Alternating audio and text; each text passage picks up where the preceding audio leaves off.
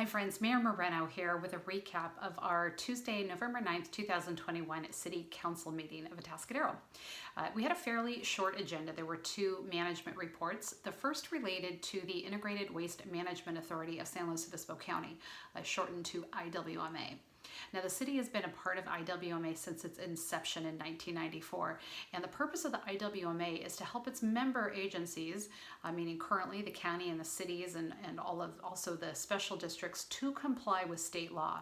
And currently there are more than 40 programs in place that IWMA helps to manage and monitor that if they weren't doing it, the city would need to. Well, this year, the county has decided to pull out of the JPA. And so the rest of us member agencies have put together resolutions, and that's what we did tonight as a council, that said we intend to remain a member of the JPA, of the IWMA, as long as there are some provisions that are met. And I'll let you know what some of those are. All of the cities are passing this resolution, and so we look in the next few months for some of these things to be integrated into the actual joint powers agreement. So one of the things that we asked was that we want a provision that clearly and directly limits the IWMA's ability to impose or adopt new regulations that are in excess of state requirements. So we want to meet the state requirements, but we don't want to be going above and beyond and placing an undue burden on ratepayers, both businesses and residents.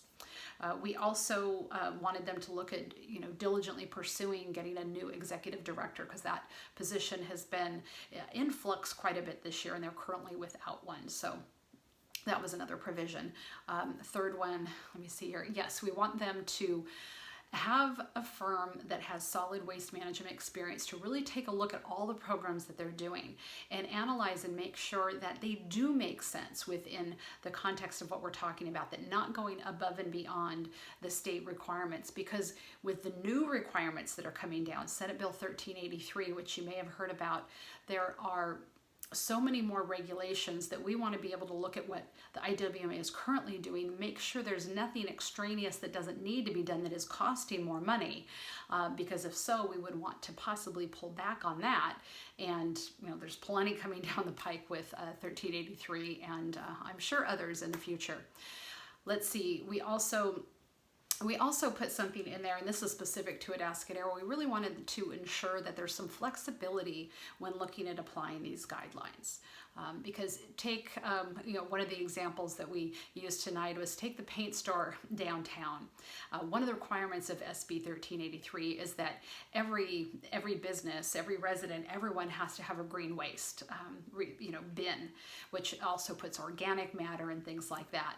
Well, look at a business like that downtown where you're surrounded by asphalt. A green bin, you might have, employees that, eat an apple and have an apple core or half of a sandwich that you'd be throwing away, but to require a green bin for that type of a business doesn't make a lot of sense. And so we wanted to make sure that there is maximum flexibility and we're not just being super stringent when it doesn't make sense. And then finally, if in the future any member does want to pull out of the JPA, we're saying, hey, give us at least 6 months notice, because this is a lot of work to get done. So those were the key things. We also gave approval to adopt an amendment currently to the agreement that stands, because basically there were some provisions in there that there always has to be a county board member at the meeting. So obviously we needed to take that out. So just some small housekeeping type things. So more to come on IWMA as they integrate some of these things that we and other member agencies have asked for.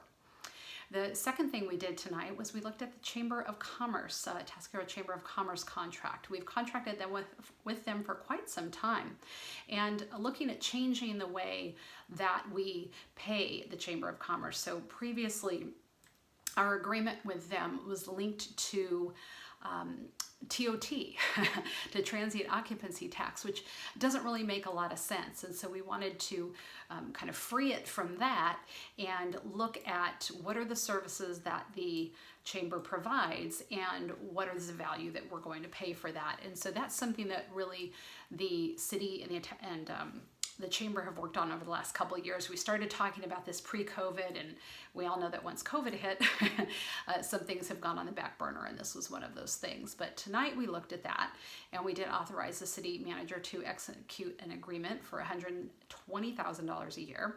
And what they're going to be doing is a variety of services. I'm going to just kind of look here at my list. So for example, there's some general services. So simply providing a chamber office and a dedicated visitor center, just some of those things the chamber does certainly has a benefit to the city. Obviously having chamber staff, being able to respond to public inquiries, things like that is important, and to facilitate community and regional engagement. So that's sort of under general services. Then another part of the contract includes events and programs, so things like business walks. Some of you might remember we did that back with the chamber in, I believe it was 2014. So this is something we've asked them to do regularly every 3 years, to do a business walk. So it's really going door to door and getting feedback from the businesses, which was of tremendous help back when that was done. So I'm glad that that's going to be something that becomes a regular thing. Let's see, the art, wine, and brew tours, of course, which have been very popular in our downtown state of the North County, really bringing an annual event that we do with Paso Robles and really the entire North County, like it sounds, which just talks about the economics and the opportunities and the challenges that we have here in the North County. Talk on the Block. You might remember that's something that I brought to council in 2019, so that I would really like to implement, and we did, going out into the community and inviting all of you to come talk with us, ask questions, and hear what's going on at the city. We could hear your concerns, and so the chamber helped to facilitate that, and they will do that ongoing, and we really appreciate that. And then of course the Atascadero Lakeside Wine Festival. Then there's also economic development support, and so there's some things that go along with that, which is really a big help to the city, because we've got now an economic development person who's dedicated to that at the city, working hand in hand with the chamber. I think there's a lot of opportunity there. And then finally, the Bridgeworks co-working space. So for them to maintain that and really start reaching out and getting more folks to the Bridgeworks facility, because ideally with Bridgeworks, it's about fostering and helping to grow businesses that are there and eventually launch them into the larger Atascadero community. So those are the types of things that the chamber has been doing and will continue to do and do more of here for the city and what we're contracting with them. So glad we are such good partners with the chamber. And that was it tonight. It was nice, one public comment was just about how many things there are to do now downtown, and just so many good comments, and I've been hearing a lot of those. I talked about it on the radio today.